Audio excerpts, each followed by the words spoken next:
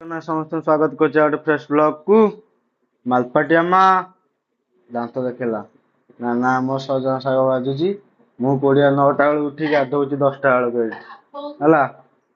ଆଜି ହଉଛି ଆଜି ହଉଛି 1 ଜୁଲାଇ। ଜୁଲାଇ କଣ ଏ ବର୍ଷର ଅଧା ବର୍ଷ ପଳେଇଲା। ଆଉ ଅଧା ବର୍ଷର ପ୍ରଥମ ଦିନ ଆଜି ଅନୁକୂଳ। ଯିଏ ଯାହାର କମ୍ ବ୍ୟାକ୍ କରିବା କଥା ମୁଭ୍ ଅନ୍ କରିବା କଥା କରିଚାଲ। ଆମେ ଭାଇ କୋଢିଆ ଲୋକ, ଆମେ ଉଠି ପାରିବୁନି କି ଶୋଇପାରିବୁ ମୁଭ୍ ଅନ୍ କରିପାରିବୁନି। କାହିଁକି? ସକାଳୁ ଉଠିଲା ବେଳୁ ବର୍ଷା ହଉଛି। ବର୍ଷା ସରିଲା ଛାଡ଼ିଲା କେତେ 9ଟାରେ। ହଁ ତ ମାମା ଆମର ସେଠି ବଜାରରେ କଣ ଶାଗ ବଛା ବଛି କରୁଛି।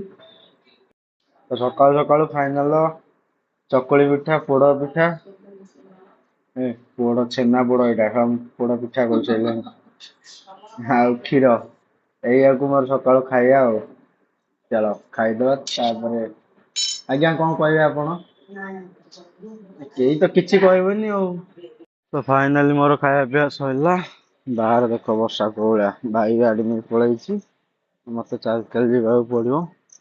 ଏ କାଦୁଅ ଯୋଉ କରିଛନ୍ତି ଦେଖ। ଆଉ ଗଲା ବେଳକୁ ଗୋଡ ହାତ ସବୁ କାଦୁଅ ନହେଲା କଣ ହଉଛି। ଚାଲ ଯିବା ଦୋକାନକୁ। କଣ ହଉଛି କଣ ନାହିଁ ଏସବୁ ଜଣଉଛି ଭିଡିଓ ମାଧ୍ୟମରେ।